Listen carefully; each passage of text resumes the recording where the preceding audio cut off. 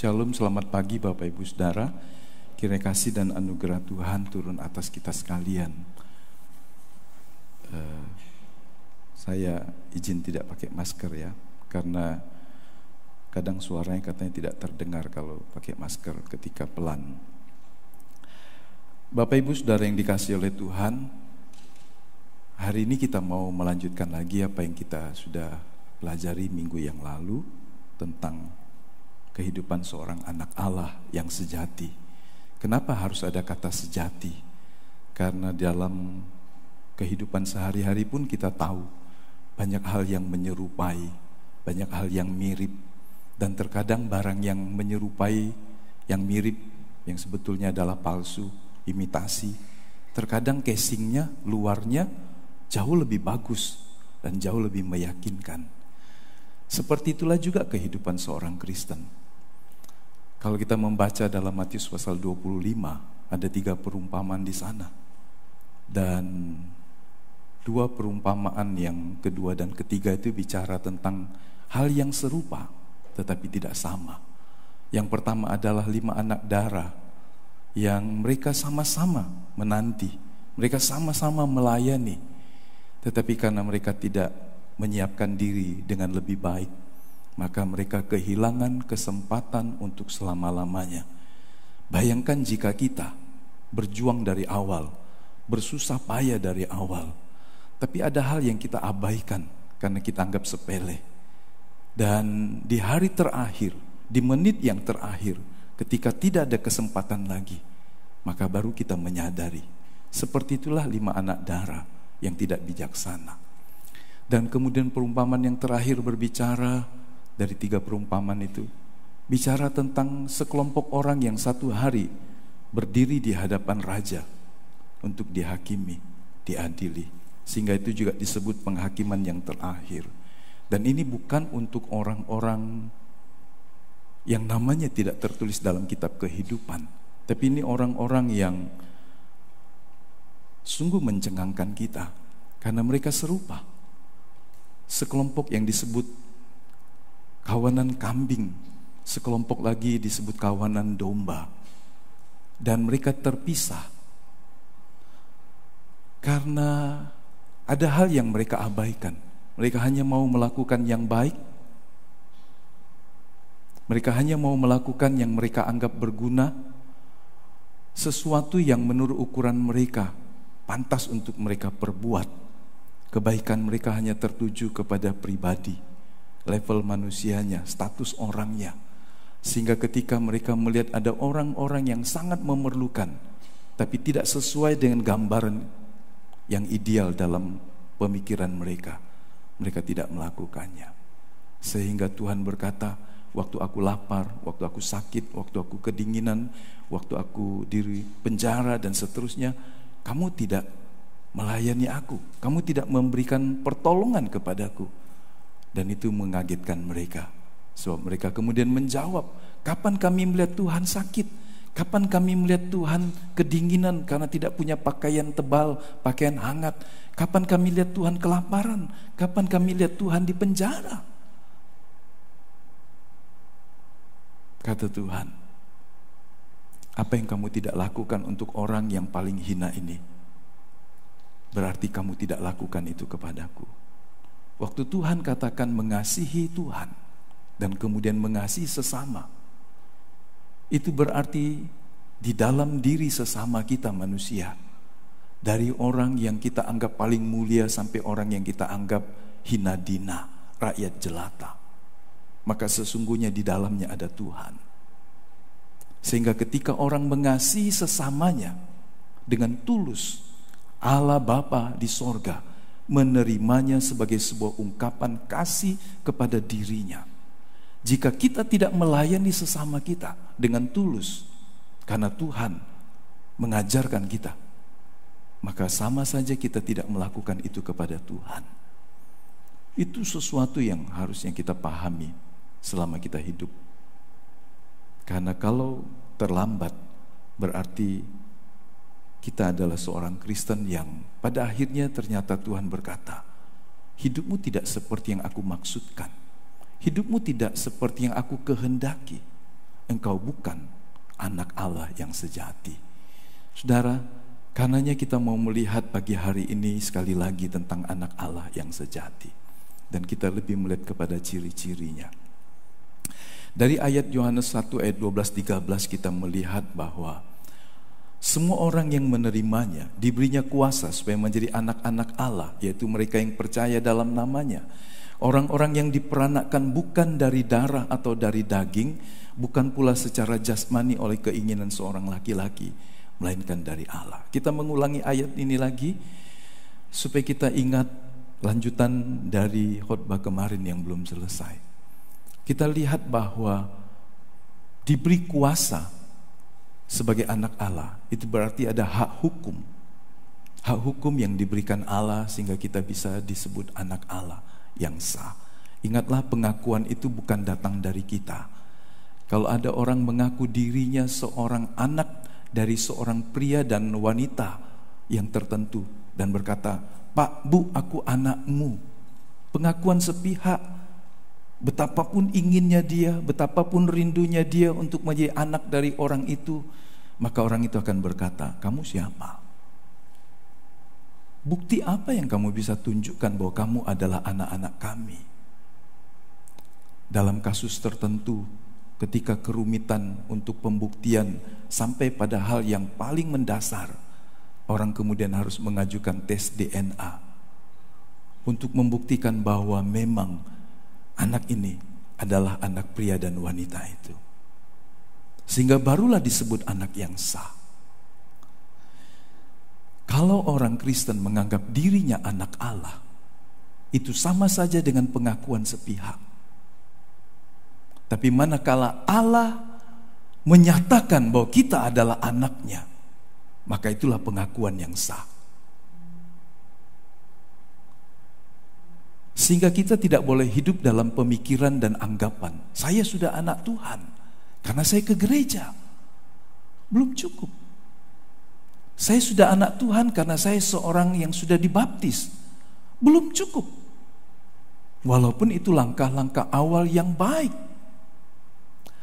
Saya anak Tuhan karena saya membaca kitab suci. Itu belum cukup. Karena itu harus dilanjutkan kepada bagian yang lain, yang lebih esensial, yang lebih sejati. Sehingga kita harus mengerti seorang anak Allah haruslah bisa menunjukkan ciri-ciri yang bisa dilihat dan dirasa orang. Ketika kita bicara tentang tujuan keselamatan, kita bicara tentang perubahan manusia yang berkeadaan sebagai anak-anak Allah. Ada hal yang berubah sehingga dia bukan sekedar seorang yang berdosa yang ke gereja, seorang berdosa yang membaca kitab suci, tetapi dia harus mengalami perubahan itu. Dan legalitas perubahan itu datangnya dari Allah. Dan ingatlah, perubahan ketika seorang manusia berdosa menjadi anak Allah, orang lain dapat melihatnya, orang lain dapat merasakannya. Sehingga ketika orang di sekitarmu tidak bisa melihat perubahan hidupmu, bagaimana Allah bisa melihat perubahan hidupmu? Ada orang berkata, "Aku baik, hatiku baik, cuma mulutku yang jahat, cuma tanganku yang kasar, cuma hidupku yang gak benar, tapi hatiku baik." Maka itu sebuah hal yang sangat aneh. Ketika hatimu baik, pikiranmu baik, perkataanmu juga harus baik dan benar. Perbuatanmu, tanganmu juga harus baik dan benar. Semua akan berubah selaras dengan perubahan manusia batiniah kita. Dan itulah yang disebut proses. Dan orang bisa melihatnya. Ketika kita disebut terang yang bercahaya di kegelapan, orang bisa melihatnya. Lampunya mati atau hidup. Coba tes waktu gelap, supaya bisa lihat. Berapapun mahalnya Anda membeli sebuah lampu atau peralatan, kalau ketika dihidupkan, dinyalakan, dia tidak berfungsi, maka orang berkata, ini gak ada gunanya. Sudahkah hidupmu berguna bagi Tuhan dan bagi sesama, bagi keluargamu? Anda nggak bisa jadi berkat buat orang di ujung dunia kalau Anda tidak memulainya dari rumah tanggamu. Anda tidak bisa jadi berkat buat lingkungan yang jauh kalau Anda tidak memulainya dari keluargamu, dari lingkungan terdekatmu. Mari hidup dengan menyadari bahwa seorang anak Allah, dia bisa dirasakan, dia bisa dilihat oleh orang lain. Setuju Bapak Ibu? Maukah kita melakukannya? Kita harus melakukannya. Kemarin kita melihat beberapa hal dan saya menambah sedikit di situ. Ciri yang pertama adalah rindu untuk hidup yang tidak bercacat celah, dengan pemahaman bahwa Allah adalah kudus dan terus-menerus Tuhan meminta umatnya hidup dalam kesucian. Ketika dosen yang mengajar tentang kitab Imamat, seorang doktor Perjanjian Lama, kesimpulan yang sederhana dari pasal-pasal yang rumit dalam kitab Imamat hanya ada 2 saja. Membuat supaya umat Israel mengalami pemisahan, separation, dipisahkan. Dari kata dipisahkan inilah kata aslinya adalah kados, kudus, hidup yang dipisahkan bagi Allah. Yang kedua, supaya Israel hidup secara berbeda dengan orang-orang berdosa di sekitarnya. Orang yang hidup terpisah akan berbeda, bukan untuk hal yang jeleknya, tetapi untuk hal yang indah. Standar hidup mereka tinggi, sehingga pengaturan soal-soal tata ibadah sampai kepada makanan diatur dengan sangat rumit.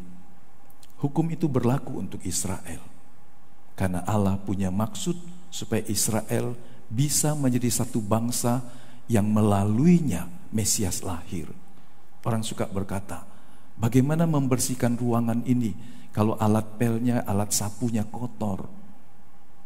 Itu biasa dalam istilah di dunia hukum. Sapu yang kotor tidak bisa memberikan ruangan yang kotor. Alat pel yang kotor tidak bisa membersihkan lantai yang kotor. Sebelum membersihkan, alatnya harus bersih. Israel harus hidup kudus dan tidak bercacat celah. Sehingga begitu mereka berontak salah, Allah hukum dengan keras. Bangsa-bangsa yang lain melakukan hal yang sama, tapi Allah tidak mendisiplin mereka sekeras bangsa Israel. Karena Allah punya tujuan terhadap bangsa Israel. Nanti kita melihat kesejajaran cara Allah mendidik kepada kita dalam Ibrani pasal 12 bagian akhir yang kita mau bahas. Jadi hidup yang tidak bercacat celah adalah sebuah kehidupan yang dihasilkan dari hidup yang bergaul dengan Tuhan. Itu yang kita dapati dari Kejadian 6 ayat 9. Nuh tidak bercacat celah. Nuh orang yang benar, Nuh orang yang berkenan, Nuh orang yang hidup bergaul dengan Tuhan. Kesempurnaan ada di dalam Tuhan. Hidup yang tidak bercacat celah ada di dalam Tuhan. Dialah sumbernya. Bagaimana seorang Kristen bisa hidup tidak bercacat celah kalau hidupnya jauh dari Tuhan? Tidak mungkin. Ke gereja bukan gambaran orang itu dekat dengan Tuhan, tapi hubunganmu pribadi dengan Tuhan lewat persekutuan doa, membaca, merenungkan dan melakukan firman, dan melakukan firman itu gambaran dari orang yang hidup bergaul dengan Tuhan. Hidup yang berubah sehingga Allah menguasai pikirannya. Ingatlah Matius pasal 6 ayat 33. Usahakanlah Allah memerintah dalam hidupmu sebagai raja, dan lakukanlah kehendaknya. Itu harus menjadi sesuatu yang kita rindukan setiap hari. Allah memerintah pikiran saya, Allah memerintah perilaku saya, Allah memerintah reaksi-reaksi saya, Allah memerintah rencana hidup saya. Berarti dia berkuasa, dia berdaulat. Yang kedua, iman, pengharapan dan kasih harus bertumbuh. Orang yang berkata, imanku cukup sebesar biji sesawi, itu hanya untuk awal. Tapi biji sesawi yang ditanam, dirawat, dia akan tumbuh jadi besar. Iman yang dimulai dari iman yang kecil akan bertumbuh kalau kita merawatnya. Anda tidak bisa merawat imanmu untuk bertumbuh, Anda tidak bisa merawat kasihmu kalau Anda tidak melakukannya. Kasih adalah sebuah keputusan. Anda tidak bisa mengasihi orang yang membenci saudara kalau Anda pakai perasaan. Waktu Allah datang ke dalam dunia dalam rupa manusia, Dia tidak pakai perasaan, tetapi membuat sebuah keputusan. Dia harus menyelamatkan manusia. Ketika seorang wanita atau pria mengasihi pasangannya, itu adalah sebuah keputusan. Janji pernikahan adalah sebuah keputusan, bukan berdasarkan perasaan semata-mata.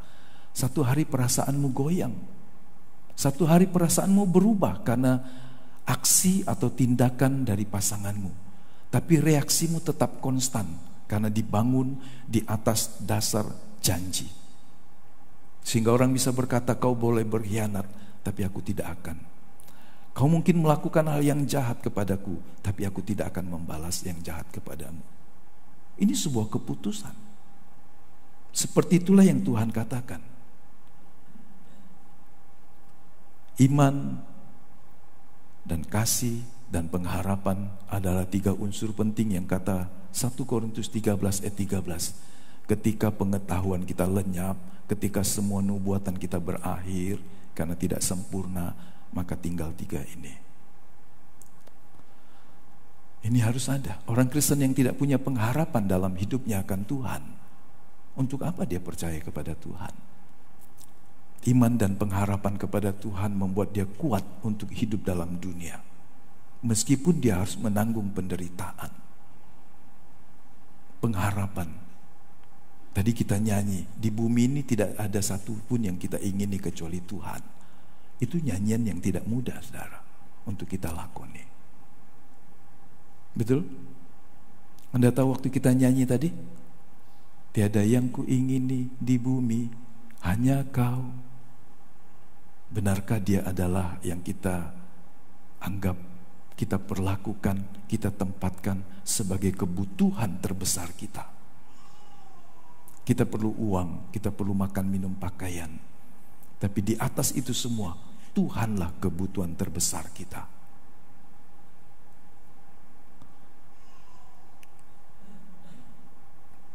Yang berikutnya kemarin kita sudah melihat mengabdi kepada Allah, bukan kepada Mamon.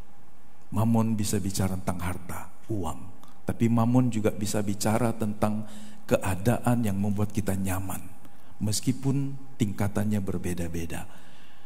Ada orang nyaman seperti kodok. Kodok itu punya kemampuan adaptasi yang luar biasa. Dia makhluk amfibi. Dia bisa di darat, meskipun dia lebih senang yang ada air. Anda bisa meletakkan kodok di dalam air dengan suhu normal, suhu ruangan, dia akan nyaman. Panaskan apinya, panaskan airnya, nyalakan apinya, kodok masih akan beradaptasi. Dari 26-27 derajat Celcius, 30 dia akan beradaptasi, 40 mungkin dia akan beradaptasi.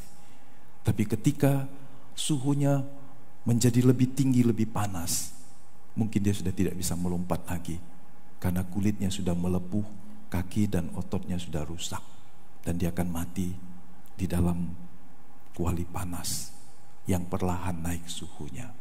Kemampuan adaptasi katak yang hebat itu bisa menjadi sebuah bayangan, gambaran buat kita. Ketika kita beradaptasi dengan keadaan dan kita menjadi nyaman, tidak bergerak maju pada sasaran yang Allah minta, maka kita seperti katak yang akan terebus, mendidih dalam situasi yang berbahaya, dan kita tidak pernah menyadari.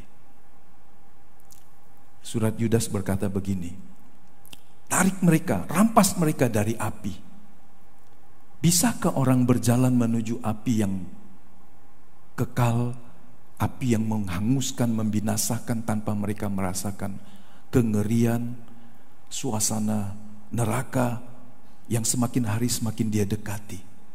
Tapi karena dia beradaptasi, karena dia memberikan ruang yang sangat luas untuk hal-hal yang berbau neraka, berbau kebinasaan, pengkhianatan, kejahatan, pemberontakan, dosa, kekerasan hati, menguasai hati dan pikirannya, maka dia terbiasa.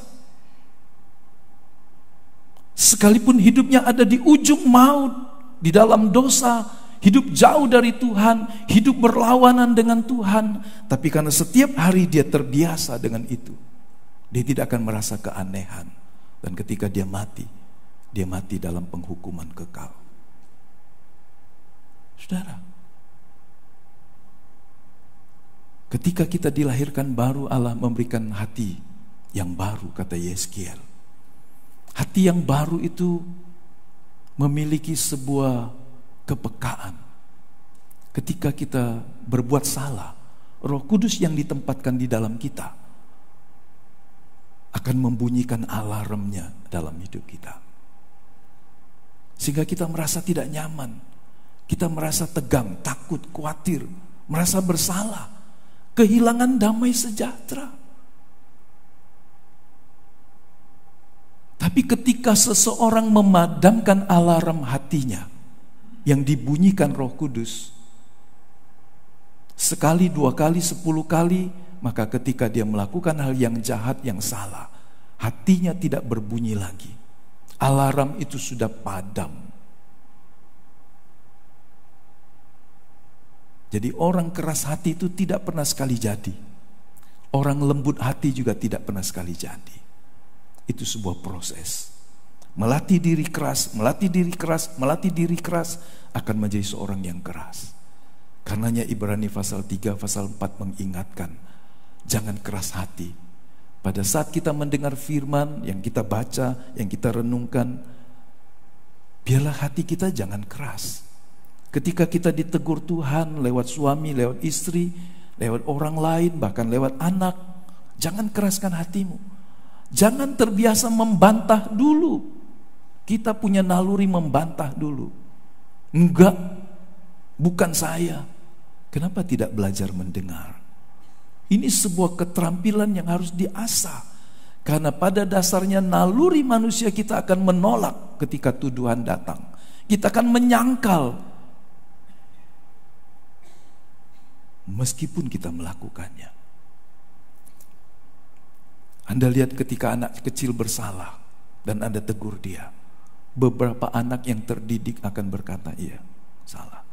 Tapi anak yang tidak dididik dia akan menyangkal. Dia akan langsung bereaksi keras. Saudara, latihan. Katakan dengan saya, latihan. Anda dapat melatih jadi semakin keras, atau Anda akan melatih menjadi semakin lembut di hadapan Tuhan. Tidak ada proses sekali jadi. Karena sekali jadi pasti bukan proses. Itu namanya instan. Tidak ada yang instan. Karakter yang dibentuk menjadi serupa seperti Yesus tidak instan. Itulah proses sanctification, pengudusan sepanjang hidup kita. Melakukan kehendak Bapa dalam pelayanan penyelamatan jiwa. Kalau kita sudah diberkati dengan keselamatan yang kekal, Tuhan ingin kita membagi kekayaan kekal itu kepada orang lain. Kita harus menolong orang jadi berkat walaupun orang menolaknya. Ya kan? Tidak semua yang baik itu diterima dengan baik oleh orang lain. Banyak curiga, banyak hal yang bisa membuat kebaikanmu disalah mengerti.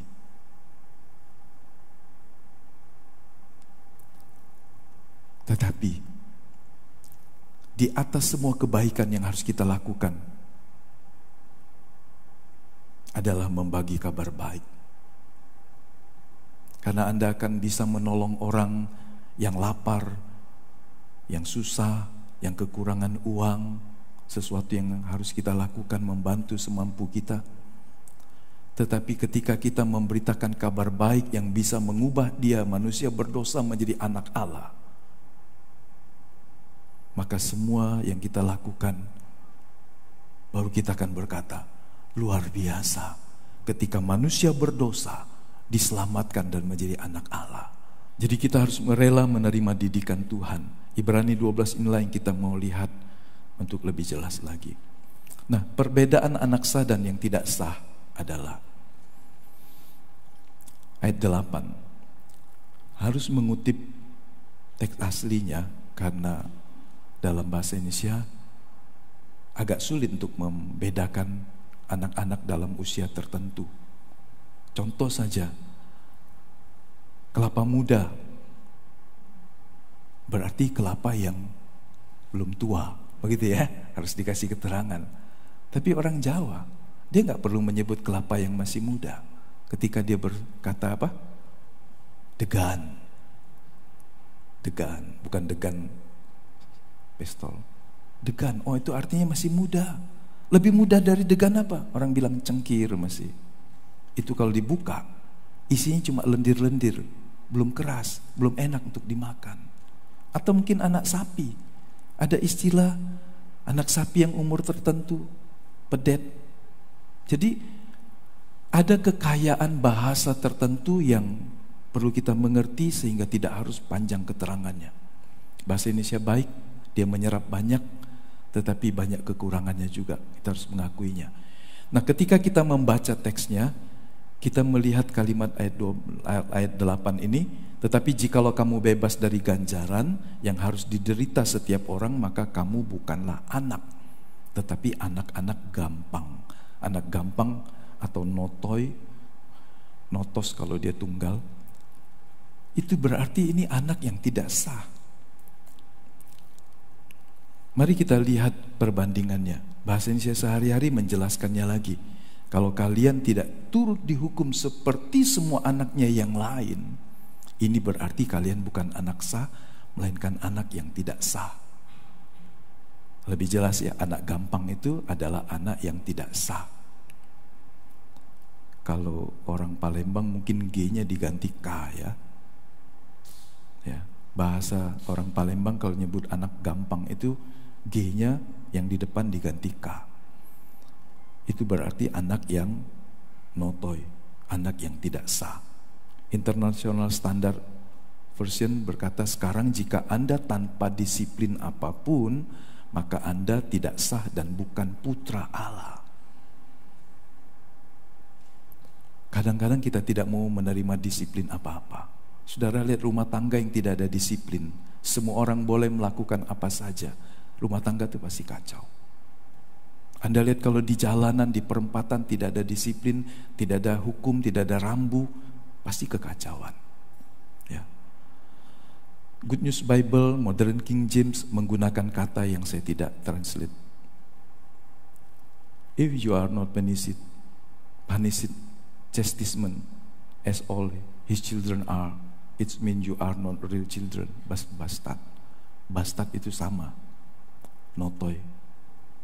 Anak haram, anak ilegal, anak yang tidak sah. Jadi bagaimana orang yang disebut anak yang tidak sah ini? Apakah dia bukan seorang Kristen? KTP-nya pasti Kristen. Mungkin dia lahir juga di lingkungan gereja yang Injili, gereja yang karismatik, gereja yang reform. Tapi tidak ada perubahan yang dapat dilihat Tuhan maupun sesamanya. Jadi ini sebuah proses perubahan dari seorang notoi, seorang yang dia hanya seorang simpatisan. Kemudian bisakah dia menjadi seorang anak Allah yang dewasa? Bisa. Bukan saja sah, tapi juga dia dewasa. Perhatikan orang yang tidak mau dibentuk Tuhan, karena kita berbicara banyak dari Ibrani 12 tentang mendidik. Dia merasa sebagai anak Allah, tapi tidak mau mengikuti perlombaan wajib dengan tekun dan sungguh-sungguh. Mari kita baca dulu Ibrani 12 ayat 1. Ibrani 12 ayat 1, kita buka Alkitab kita. Karena kita mempunyai banyak saksi bagaikan awan yang mengelilingi kita. Marilah kita menanggalkan semua beban dan dosa yang begitu merintangi kita. Baca sama-sama. Dan berlomba dengan tekun dalam perlombaan yang diwajibkan bagi kita. Perlombaan wajib. ternyata kita diwajibkan Tuhan ikut dalam sebuah perlombaan iman. Ini bukan sebuah pilihan, namanya saja perlombaan yang diwajibkan. Anda nggak bisa berkata, saya nggak mau Tuhan, saya penonton saja. Kalau Anda mau mendapatkan akhir garis finish, Anda harus berlomba. Harus. Tapi saya wanita, saya orang tua, Anda anak Allah. Tidak bicara tentang jenis kelamin, tidak bicara tentang usia, tapi semua anak Allah, orang-orang pria dan wanita berdosa yang dilahirkan kembali, dia ditempatkan Tuhan di dunia ini seperti seorang peserta perlombaan wajib. Apa yang dilombakannya Anda bisa membacanya. Jadi kalau Anda tidak mau berlomba, tidak mau berpayah-payah mengejar sasaran Tuhan, tidak mau menanggalkan semua beban dosa, tidak mau melakukan kehendak Tuhan dengan tekun, wah, itu pasti membuat kita seperti peserta lomba yang bisa kena diskualifikasi. Saya mau lomba, tapi semau saya. Wasitnya sudah dipeluit, orang sudah lari semua. Kalau itu lomba lari, dia jalan lenggang kangkung. Orang semua fokus, dia mampir. Kemudian dia bilang, besok aku lanjut lagi Pak. Bisa gak gitu? Ikut berlomba tapi seenaknya. Gak bisa. Ketika seorang ada dalam perlombaan yang Tuhan wajibkan, maka hidup di bumi ini dipersiapkan Tuhan untuk membentuk kita, untuk memberi kesempatan kita memperagakan hidup sebagai anak-anak Allah. Ingat, di sorga semuanya sudah selesai. Anda tidak lagi bisa menerima proses pengudusan. Tidak ada lagi kejahatan, pengkhianatan, dan seterusnya. Tidak ada air mata, sudah selesai. Anda gak bisa jadi pahlawan kesiangan kalau di sorga dan berkata, Tuhan, perlu apa? Saya serahkan nyawa saya. Enggak, sudah terlambat. Tuhan, perlu apa? Saya serahkan harta saya. Itu sudah terlambat. Saya serahkan masa muda saya. Sudah terlambat. Sudah selesai. Pertandingan sudah usai. Yang Allah minta adalah saat kita ada di bumi, kita ikut berlomba. Baca ayat 1 dan ayat 2, Anda kemudian akan merenungkannya, kemudian menyerapnya. Ternyata semua hal yang merintangi saya, yang saya harus hadapi, adalah bagaikan perlombaan yang harus saya selesaikan.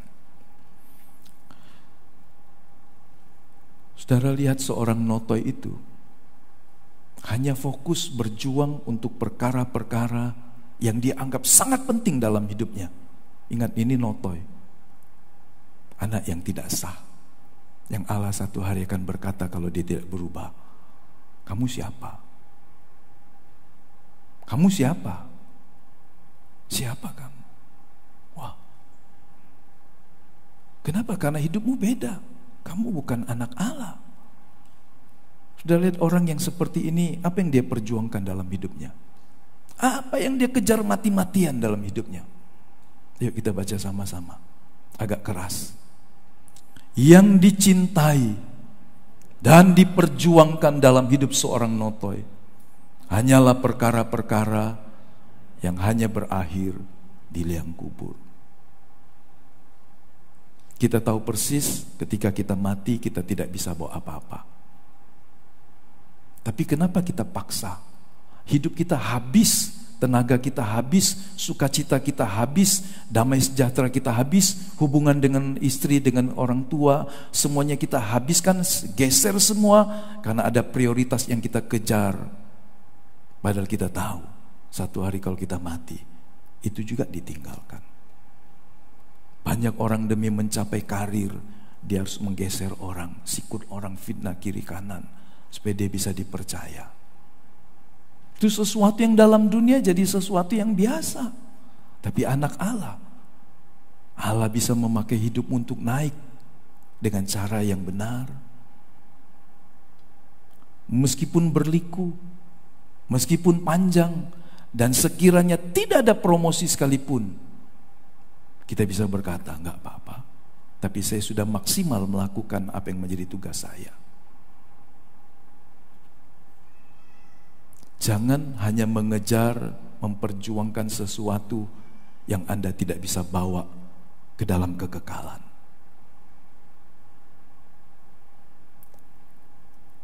Saya ulangi lagi, jangan mengejar, menggenggam, mencari sehingga Anda mengorbankan semuanya untuk sesuatu yang Anda tidak bisa bawa dalam kekekalan.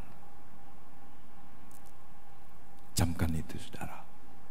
Karena kalau tidak, kita akan berakhir tragis. Kita hanya berhasil di bumi, tapi tidak ada sesuatu apapun yang menyertai perjalanan kita dalam kekekalan. Pernahkah Anda memperhatikan ayat terakhir dari Mazmur 23? Coba kita baca sebentar. Mazmur 23.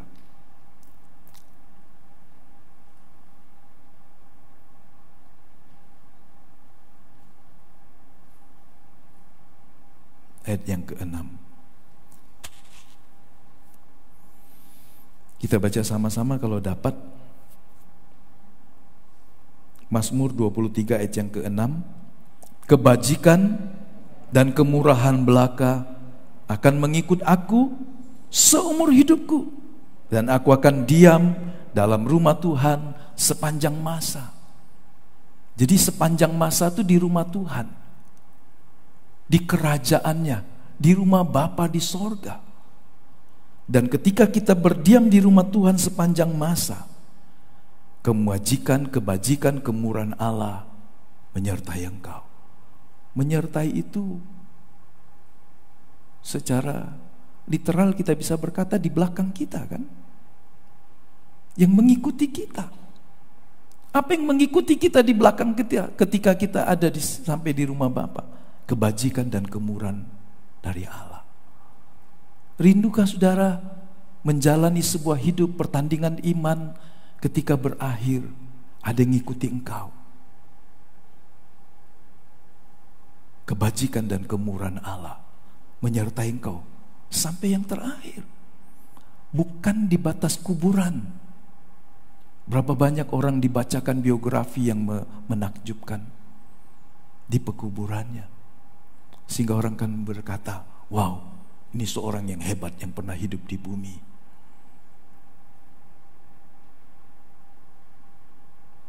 Tapi apakah kebajikan dan kemurahan Allah juga menyertai dia ketika dia berdiam di rumah Tuhan? Mari pertanyakan itu, saudara. Jadilah gelisah dengan pertanyaan itu.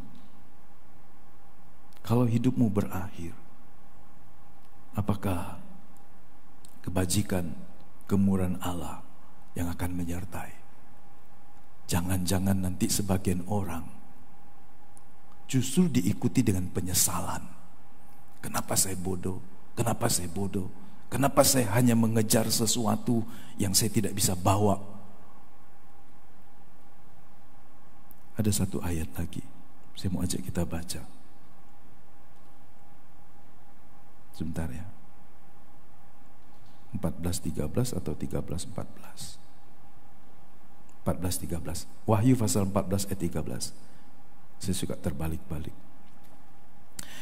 Mari kita baca sekali lagi Wahyu pasal 14 ayat 13.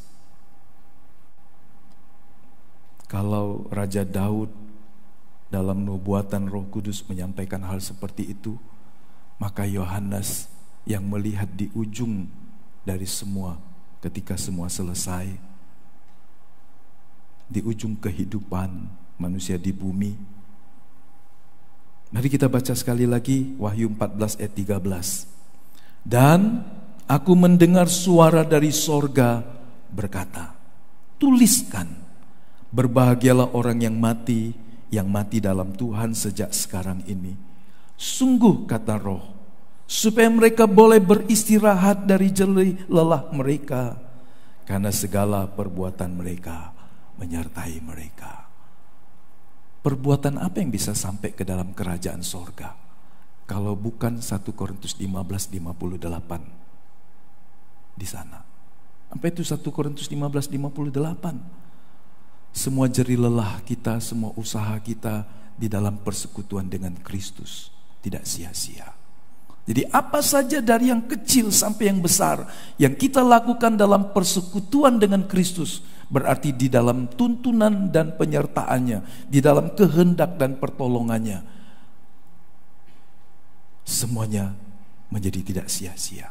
Jadi kalau kita hanya melakukan sesuatu dengan kekuatan sendiri, dengan tujuan sendiri yang di luar dari agenda dan rancangan Allah, berarti itu tidak ada dalam persekutuan dengan Kristus. Kalau kita menyelesaikan sebuah proyek besar dalam hidup kita hanya tentang kita, dan tentang kita, berarti itu tidak melibatkan Tuhan, dan itu tidak menjadi apa yang disebut perbuatan yang menyertai ketika mereka ada di dalam rumah Bapa yang kekal. Saudara, kalau Anda ingin satu hari semua yang baik, kemurahan kebajikan Allah menyertai engkau sampai ke rumah Bapa, mari ubah sekarang, dari sekarang. Anda bekerja tapi juga melibatkan Tuhan sebagai sebuah pengabdian kepada Tuhan. Anda sekolah tapi bukan sekedar cari gelar, cari posisi, tetapi supaya Tuhan dipermuliakan. Anda cari uang tapi bukan sekedar untuk dihabiskan menurut keinginanmu, tetapi menggunakannya sesuai dengan tujuan yang Tuhan kehendaki. Hiduplah sebagai sebuah bentuk pengabdian kepada Tuhan. Apapun yang kita lakukan, maka percayalah, apa yang kita perbuat tidak berakhir ketika di liang kubur, tapi itu akan menyertai engkau sepanjang masa. Amin. Yang paham katakan amin, saudara. Ya, jangan kejar sesuatu, jangan genggam sesuatu yang ketika engkau mati semua akan lepas hilang. Tapi ketika engkau mati, itu masih akan ada bersama dengan engkau di dalam kekekalan. Itu hanya catatan dalam bahasa Greka, ada istilah-istilah yang berbeda untuk anak-anak. Ya. Nah, saya mau mengajak kita melihat satu kata yang ada dalam Ibrani pasal 12 ayat 8. Paideas. Hanya ada hanya ada 6 saja dalam perjanjian baru. Dan diterjemahkan menjadi berbeda-beda. Ibrani 12 ayat 8 yang tadi kita baca. Apakah kita baca ini tadi? Seperti yang kita belum baca. Oke. Sudah. Inilah ayat pokok kita kan? Saya ulangi lagi Ibrani 12 ayat 8. Tetapi jikalau kamu bebas dari ganjaran yang harus diderita setiap orang, maka kamu bukanlah anak, tetapi anak-anak gampang. Ya, anak-anak yang tidak sah. Ganjaran di situ dari kata paideas diterjemahkan sebagai chastisement, beberapa terjemahan. Ternyata ini sebuah hukuman untuk perbaikan, sebuah disiplin. Jadi ketika Allah mendisiplin kita, memberikan ganjaran, bukan untuk membunuh, tapi untuk supaya kita menjadi lebih baik. Nanti kita bisa baca ayat 9, tapi sekarang belum. Kata ini juga digunakan dalam 2 Timotius pasal 3 ayat 16, karena ada 6 tempat, 6 ayat yang menuliskan kata ini, menggunakan kata ini. Di sini diterjemahkan sebagai instruction, petunjuk, pengajaran, perintah, pelajaran. 2 Timotius 3 ayat 16 dikatakan mendidik orang dalam kebenaran, mengajar manusia supaya hidup menurut kemauan Allah. Kalau tidak dididik, diajar dengan disiplin, manusia itu bisa saja tidak hidup menurut kehendak Allah. Karena pada dasarnya manusia berdosa, punya pilihan bebas. Anak kecil yang tidak dididik, dia bisa hidup semaunya dia sampai tua. Kemudian dia menyesal. Kenapa orang tua saya tidak pernah marah, tegur saya waktu saya kecil?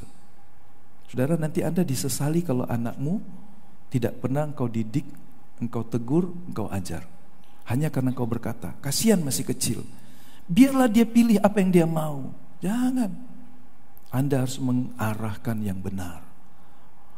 Anda nggak usah takut dikatakan diktator. Ini bukan diktator. Allah mendidik kita dengan cara ini. Kita harus mendidik anak kita juga dengan cara ini. Anda nggak bisa mengharapkan anakmu tumbuh baik kalau Anda tidak pernah menanamkan disiplin. Nggak mungkin. Sulit sekali. Begitu dia dapat masukan yang jelek dari sekitarnya, dia akan terbiasa jadi orang yang melakukan apa yang dia lihat lebih banyak.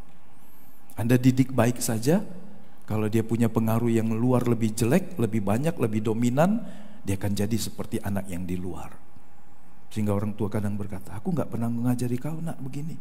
Kok kau bisa buat begini? Kawanku pak, kawanku di sekolah pak. Ya, saudara lihat betapa besar pengaruh orang di sekitarnya. Kalau Anda tidak mendidik dengan baik, Anda mendidik dengan baik pun masih ada tantangannya, apalagi tidak. Mari kita lihat kata Paideas ini, bimbingan pendidikan atau pelatihan ya. Nah, Efesus pasal 6 ayat 4, kata yang sama juga, didiklah mereka di dalam ajaran dan nasihat Tuhan. Jadi mendidik dan mengajar. Anda gak boleh mendidik, mengajar berdasarkan filosofi manusia yang tidak berdasarkan firman Tuhan. Anda gak bisa mengajarkan wejangan-wejangan dari nenek moyang yang tidak berdasar firman Tuhan. Ya kan? Ada anak yang takut dengan gelap karena orang tuanya berkata, kalau sudah gelap harus di rumah, ada setan berkeliaran di luar. Kemudian dia fobia dengan yang gelap. Dia takut dengan ruangan gelap karena konotasinya tertanam dari kecil, terintimidasi. Gelap sama dengan ada setan, ya kan? Logikanya nggak masuk, tapi ini terintimidasi membentuk dia. Gelap berarti ada kuasa kegelapan. Bisa terjadi, bisa, karena tidak semua orang punya kemampuan mencerna meskipun dia sudah dewasa. Daripada nanti aku membantah pesan orang tua, lebih baik aku melakukannya. Nah, saudara lihat, jadi didik mereka pakai apa? Pakai ajaran dan nasihat dari Tuhan. Itulah yang dipesankan Tuhan kepada Musa untuk disampaikan ke bangsa Israel. Mereka bangsa yang diaspora. Kalau bukan Israel, ini contoh ya, mereka pasti sudah habis. Tapi mengapa mereka bisa bertahan? Ribuan tahun mereka dibuang, tersebar. Tapi ketika mereka kumpul, mereka masih tetap menjadi penyembah kepada Allah, memelihara hukum Musa sampai hari ini. Walaupun di satu sisi mereka ada yang tidak terbuka dengan Yesus sebagai Mesias, tapi mereka memegang erat hukum Musa sampai hari ini. Karena mereka dididik, orang tua harus didik anaknya. Waktu pergi, waktu jalan, waktu berbaring, waktu duduk, apa yang disampaikan? Firman, firman dan firman. Sehingga itu melekat. Itu menjadi sesuatu yang mereka pelihara dengan baik. Diajar. Bukan berkata kau mau baca Alkitab gak baca terserah nak. Wah, ajarin. Mulai dari diri kita, saudara. Sehingga ketika mereka dibuang ke negeri yang lain ribuan tahun yang lalu, sampai hari ini Anda melihat keluarga-keluarga Yahudi masih memelihara hukum yang mereka terima dari warisan nenek moyang mereka. Meskipun ada hal yang berlebihan, tapi mereka tetap, karena mereka dididik untuk setia mengajar anak-anak mereka. Ya, besarkanlah dengan tata tertib dan pengajaran Tuhan. Ya, Bible Basic English diterjemahkan, beri mereka pelatihan dalam pengajaran dan takut akan Tuhan. Dari kecil bisa takut akan Tuhan, bisa. Bukan dengan menaruh paham yang salah. Tuhan itu Bapa yang baik, tapi dia juga Tuhan dan Hakim, supaya kita bisa hormat kepada Tuhan. Membesarkan mereka dengan disiplin dan instruksi Kristen, itu terjemahan dari Good News Bible. Nah, saudara lihat, pengesahan sebagai anak Allah ditunjukkan dengan apakah ia mengambil bagian dalam kekudusan Allah dan mengenakan kodrat ilahi. Ini lebih esensial, saudara. Mari kita baca 1-2 Petrus pasal 1 ayat ayat yang keempat. 2 Petrus 1 ayat yang keempat saya bacakan buat kita. Dengan jalan itu ia telah menganugerahkan kepada kita janji-janji yang berharga dan yang sangat besar, supaya olehnya kamu boleh mengambil bagian dalam kodrat ilahi dan luput dari hawa nafsu dunia yang membinasakan dunia. Perhatikan, mengambil bagian dalam kodrat ilahi. Kita hidup sebagai manusia normal, tapi di dalam kita ada kodrat ilahi. Kalau sekedar kodrat manusia berdosa, nalurinya berdosa terus.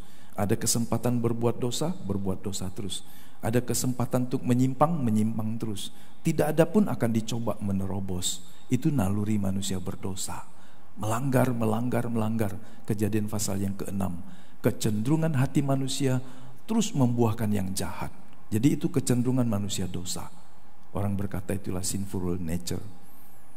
Natur alamiah dari orang berdosa, melanggar terus. Dikasih peraturan juga melanggar, memberontak. Tapi ketika kita mengenakan kodrat ilahi, maka ada kerinduan seperti yang awal, kerinduan untuk hidup berkenan kepada Allah, kerinduan untuk menyenangkan hati Tuhan. Kalau Anda nggak punya kerinduan untuk menyenangkan hati Tuhan, Anda belum mendapatkan satu hal penting sebagai seorang anak Allah yang sejati. Coba tanya itu, apakah Anda rindu hidup menyenangkan Tuhan dengan cara melakukan kehendak-Nya? Ini sebuah pertanyaan sederhana tapi sangat penting, supaya kita bisa melihat apakah saya ada satu ciri utama selain kasih, hidup menyenangkan hati Tuhan. Kalau nggak ada, Anda harus berjuang. Mohon anugerah Tuhan supaya Anda mendapatkan kerinduan, keinginan dan hidup di dalamnya. Keinginan untuk menyenangkan hati Tuhan. Bukan sebagai sebuah upaya yang kita paksakan, tapi semuanya karena anugerah-Nya. Kita punya keinginan untuk menyenangkan hati Tuhan. Karena ini seorang yang memiliki karakter seperti Bapa, dia akan berinteraksi dengan Bapa dan dia lama-lama perlahan dia akan menjadi seperti anak Allah, Bapa yang di sorga. Kalau kita baca ketika Tuhan mengajarkan khotbah di bukit, hendaklah kamu sempurna seperti Bapamu yang di sorga sempurna adanya. Keserupaan dengan Bapa adalah sebuah keharusan. Anda nggak bisa disebut anak dari ayah ibumu kalau tidak ada yang mirip satupun dari dia. Setidaknya dari kromosom di atas ayah ibumu. Oh, memang nggak mirip dengan mak bapaknya, tapi dia mirip dengan kakeknya, neneknya. Kenapa? Karena itu diturunkan. Bagaimana jika seorang anak lebih mirip dengan orang lain? Kok kau nggak ada mirip-miripnya dengan mamamu, bapakmu ya? Gak ada mirip-miripnya dengan kakek nenekmu, gak ada mirip-miripnya dengan pamanmu, tantemu. Kau kok lebih mirip dengan orang itu ya? Pasti pertanyaannya, kau anak siapa? Kalau kita tidak mirip seperti Bapa di sorga, berarti kita bukan anak Bapa. Betul saudara? Kalau Allah mau lihat, kenapa gak ada yang mirip sifatnya dengan saya? Kok kau lebih mirip dengan si bolot, si jahat itu? Saudara, ketika kita bergaul dengan Bapa, kita akan jadi serupa seperti Dia. Tentu prosesnya terus berkelanjutan. Bagi seorang notoi keberadaan sebagai anak Allah hanya sampai pada pengaminan akal, persetujuan pikiran. Aku Kristen, aku akan hidup secara moral Kristen. Tapi karakter berbeda. Perilaku Kristen hanya di luar. Perilaku itu cuma 5% dalam penelitian orang yang mendalami human behavior. itu cuma 5%. 95% adalah karakter temperamen manusia yang muncul dalam tekanan-tekanan, muncul dalam situasi tertentu. Jadi penampilan bisa diasah, dilatih, ada sekolahnya, ada pelatihannya. Tapi karakter adalah sekolah kehidupan ketika Anda melakukan kehendak Allah Bapa. Padahal pengesahan sebagai anak Allah adalah dari pihak Allah sendiri. Saudara lihat waktu Yesus pasti diragukan. Saya kemarin sambil juga menyiapkan bahan khotbah tentang Natal, saya mendalami membaca lagi ulang-ulang Matius pasal 2. Pastikan kalau Natal bertopik ke arah sana juga. Sebetulnya ahli-ahli Taurat itu sudah tahu Mesias itu lahir di mana. Enggak pakai perdebatan kok. Waktu orang Majus datang ke istana Herodes, Herodes panggil semua orang-orang yang bisa membuka dan membaca dan mengerti kitab-kitab perjanjian lama. Mereka langsung tanpa perdebatan di Bethlehem Yehuda. Mesias, Raja Yahudi itu di sana. Mungkin orang ini masih hidup waktu Yesus disalibkan. Tapi mengapa mereka tidak berani mengatakan kepada orang banyak bahwa dia adalah Mesias? Dia saja lahir di Bethlehem. Saudara, kelahiran Yesus meskipun ditandai dengan hal-hal yang hebat. Hari ini Martapura Natal, tanggal 27. Hari ini 27 ya? Ya, sudah Natal jam 3 sore. Bapak Ibu yang sempat bisa ke sana karena kita juga diundang. Saya nggak tahu temanya. Jadi cerita Natal sedikit begitu saudara. Waktu Yesus lahir sebetulnya sudah banyak tanda untuk menegaskan. Bahkan ratusan tahun sebelumnya. Karena pasti kontroversi. Bagaimana mungkin seorang dara yang belum bersuami bisa melahirkan seorang anak? Kandungan siapa? Benih siapa? Pasti kontroversi. Sehingga Matius pasal 3 ayat 17, waktu Yesus dibaptis, terdengar suara dari sorga. Inilah anak yang kukasihi, kepadanya lah aku berkenan. Kemudian nanti dalam perjalanan pelayanan Yesus di Gunung Tabor, kira-kira 3 tahun sebelum 3 tahun berakhir, ada lagi pengesahan. Inilah anak yang kukasihi, dengarkanlah dia. 2 kali suara dari sorga menegaskan Yesus adalah anak Allah yang hidup. Lepaskan dikit dari pemahaman orang yang sering menggugat tentang keilahian Tritunggal. Tapi Anda baca Alkitab, Allah Bapa, Allah Putra, Allah Anak, Allah Roh Kudus.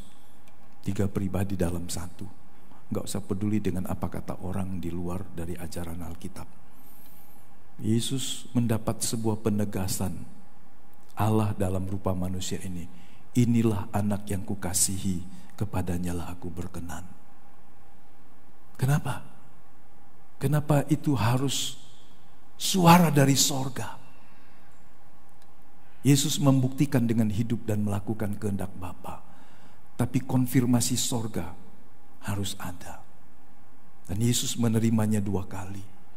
Itu saja masih dibantah orang. Betul ya? Apalagi kalau tidak ada legalisasi dari sorga dalam bentuk suara. Jadi seorang disebut anak Allah bukan saja karena dia ingin, tapi karena Allah yang mengatakannya. Amin. Ketika kita juga hidup sesuai dengan kehendaknya, Allah akan berkata, inilah anakku yang kukasihi. Maukah saudara juga mendapat predikat seperti itu? Anak yang dikasihinya. Bayangkan kalau kita hanya mencari Tuhan hanya jika menghadapi persoalan yang membuat hidup kita tidak nyaman. Kenapa kau doa? Aku lagi susah, aku perlu Tuhan. Ya kan? Kenapa kau gak cari Tuhan? Aku sudah senang sekarang. Ya kan? Kenapa kau gak baca Alkitab lagi? Capek baca Alkitab. Lah dulu kau rajin, aku bingung. Bingung tanya orang, jadi aku baca Alkitab saja. Ternyata aku dapat penjelasan. Sekarang gak lagi, karena aku sudah ngerti. Nah, banyak orang cari Tuhan hanya ketika menghadapi keadaan yang membuat hidupnya tidak nyaman. Tapi kalau disuruh menyangkal dagingnya, memikul salibnya, dia gak mau. Dan ada orang yang celakanya begini, tidak mau tahu bahwa kehidupan selama di bumi adalah proses legalisasi untuk menjadi anak Allah yang sejati dan kesempatan untuk memperagakannya. Kalau nanti di sorga gak perlu lagi, semua anak Allah semua kok. Tapi di bumi biarlah hidup kita bisa menunjukkan seperti inilah cara hidup anak Allah di dalam dunia. Ketika dalam tekanan, ketika dalam keberkatan, ketika dalam kesenangan, ketika dalam kesusahan, seperti ini toh ternyata anak Allah. Hidup di bumi adalah kesempatan untuk memperagakannya. Yang paham katakan amin, saudara. Jadi jangan nanti mau jadi anak Allah cuma waktu di sorga. Gak ada guna. Semua orang juga begitu. Disinilah sementara Anda seperti gandum di antara lalang. Anda seperti domba di antara kambing. Anda seperti seorang terang yang bercahaya dibandingkan orang-orang yang hidup dalam kegelapan. Mari kembali ke sini, dan saya pikir ini yang terakhir ya. Adalah kehendak Bapa untuk mendidik kita agar kita memperoleh bagian dalam kekudusannya. Saya baca ayat 10 ya. Ibrani 12.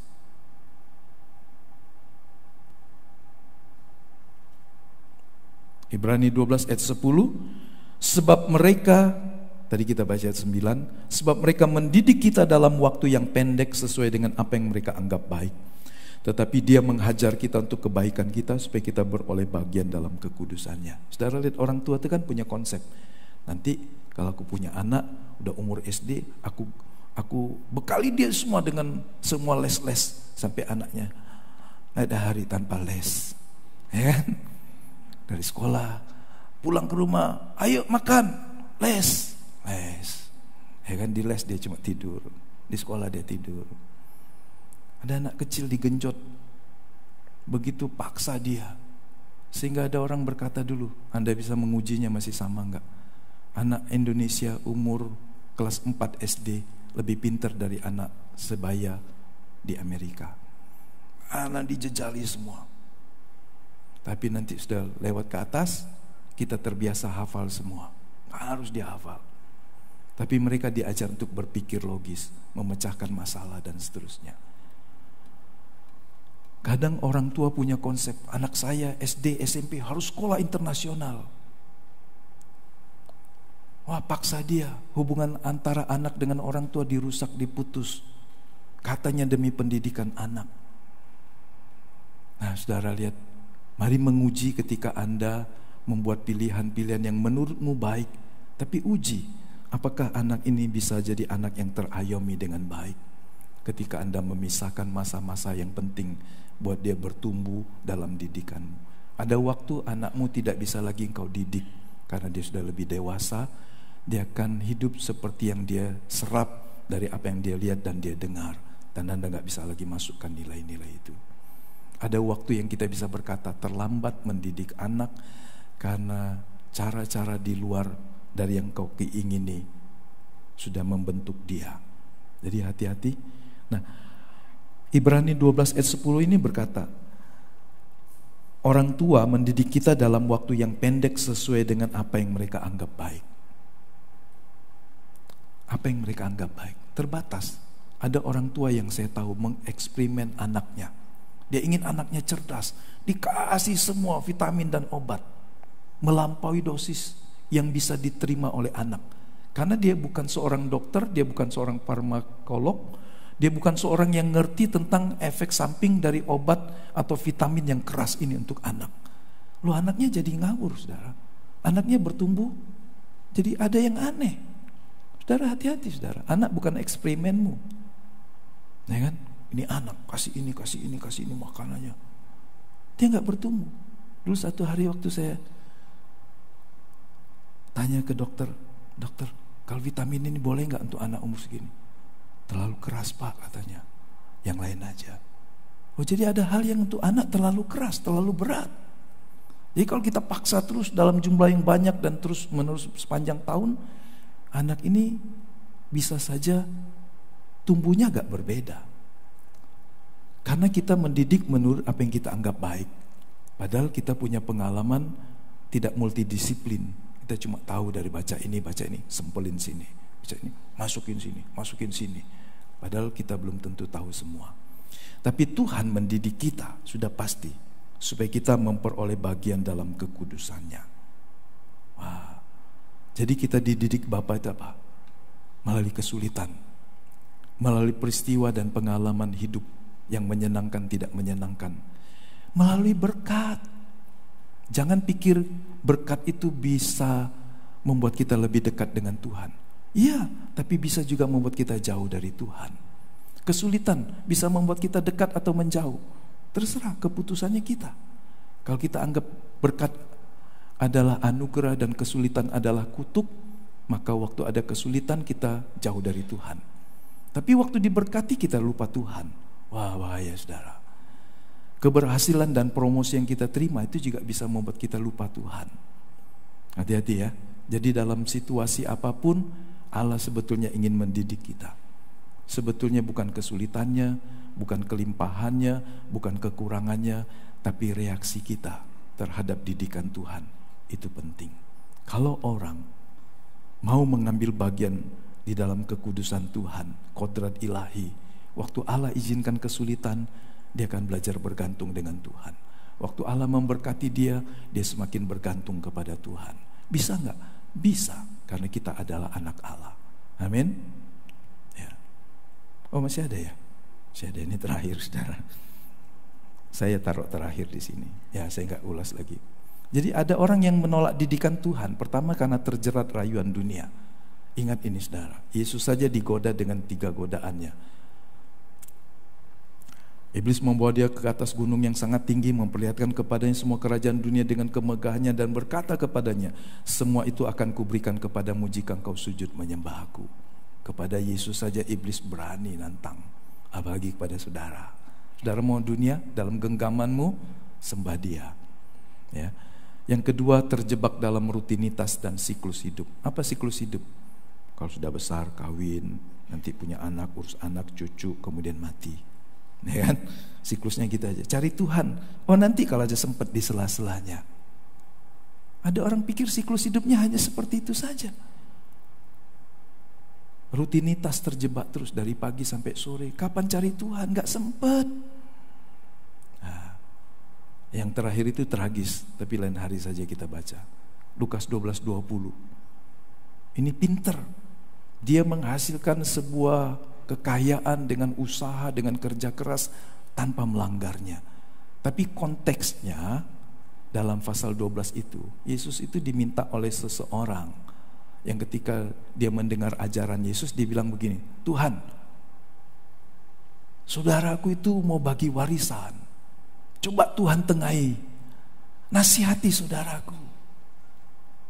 Apa Yesus mau jadi penengah terhadap warisan kakak adik? Gak mau. Yesus malah bilang begini, jangan tamak. Wah, nanti saja kita ulas ya. Jadi ini orang pintar. Sehingga Yesus harus bercerita tentang sebuah kisah, sebuah perumpamaan seorang yang sangat hebat mengelola pertaniannya, mengelola pasca panennya, dan kemudian dia kebingungan dengan semua kekayaannya. Tapi kemudian Tuhan berkata, hai engkau orang bodoh, untuk siapa susah payahmu dalam mengumpulkan semuanya itu? Oke lah. Jangan sampai kita sepertinya dalam dunia pintar, tapi di pemandangan Tuhan, bodoh kali anakku ini. Gak bisa mengerti kehendak Allah. Gak bisa yang bernilai kekal dan sesuatu yang hanya untuk digunakan di bumi ini. Masa kita mau disebut bodoh terus? Ya, mari kita berdiri.